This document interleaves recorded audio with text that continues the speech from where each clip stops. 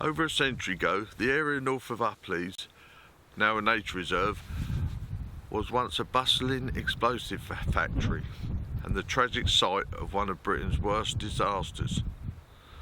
This is the Great Explosion. On March 31st, 1916, His Majesty's Inspector of Explosives, Major Cooper Key, conducted an unannounced inspection of ELC.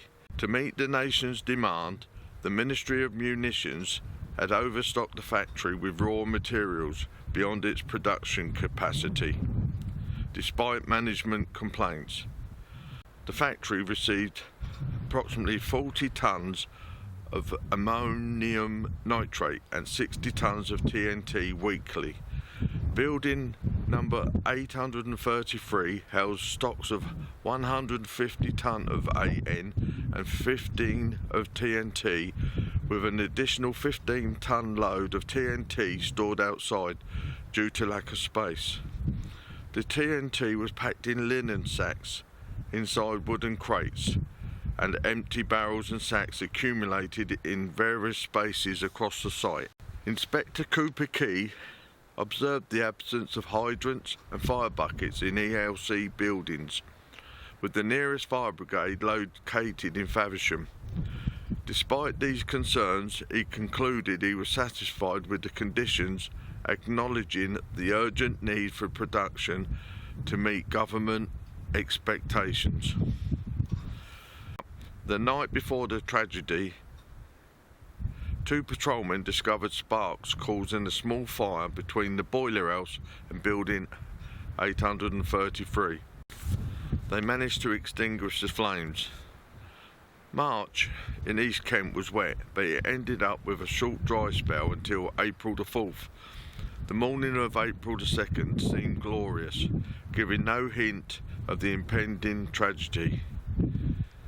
Around 10 minutes past noon, numerous workers paused for lunch.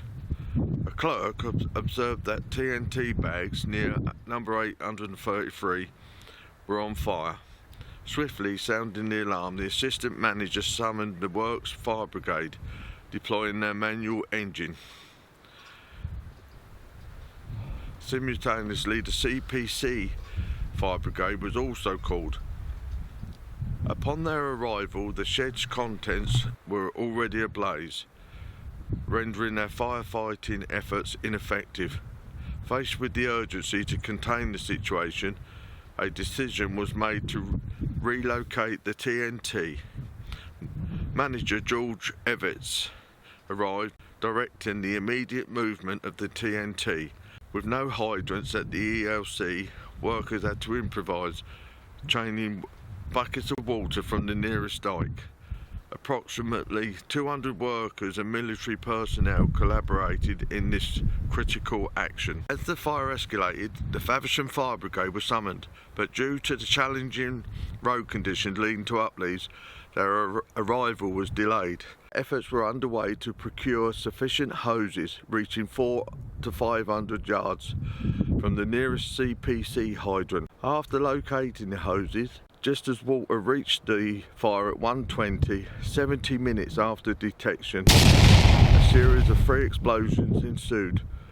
The ignition not only engulfed building 833, but also impacted 2 newly constructed CPC process houses, situated approximately 120 yards away. Following these blasts, 2 additional explosions occurred at around 1:40 p.m. and 20 minutes later, with the second ignited by debris propelled from the earlier blast. The bravery of the fire brigade, who lost most of their men, the military and some of the staff who helped chain the buckets of water, remove the TNT from the buildings. If it weren't for this, the tragedy would have been a lot worse. The rescuers, which included doctors, the Faversham Fire Brigade, who arrived after the first explosion but before the second, they were tending the wounded while the fires were still being put out and lots of mini explosions going on. All lightweight constructions within a 200-metre radius from the focal point of the initial fire were levelled, resulting in the demolition of more than 25 structures owned by the ELC. The human toll reached 108 fatalities, inclusive of the entire Works Fire Brigade, along with 97 injuries. As the explosion occurred on a Sunday, no women were present at the workplace. Tragically, 7 victims' bodies were never recovered, and a sombre mass burial of 70 corpses took place at FAVERSHAM Cemetery on April the 6th, attended by the Archbishop of Canterbury. The King and Queen express their condolences through letters. Well, I hope you enjoyed that. This, as much as I have. It's rather surreal being here and being where this great explosion happened. And I just want to thank Chris and Heather, the landowners, who've let me come on. This is private land, and they've kindly let me come on and film. I want to thank Faversham Society, who have given me information about on that day. And I haven't included it all. If you ever go in the church, there's a DVD on sale, and it explains about one of the doctors who came in. He was one of these people who came in and was looking after patients and that, and then went off to there was various sites: Cottage Hospital, the Mount, the Workhouse, which would have been Benstead House, I presume, and somewhere else, which the Salvation Army. That their site was taken over for a little while the bodies were coming in. It was utter chaos in the town, and yeah, they've done a DVD marking the 100 years, and yeah, have a look at that, and you'll get some more information. Also, there's a book in the library, The Great Explosion by Brian Dillon.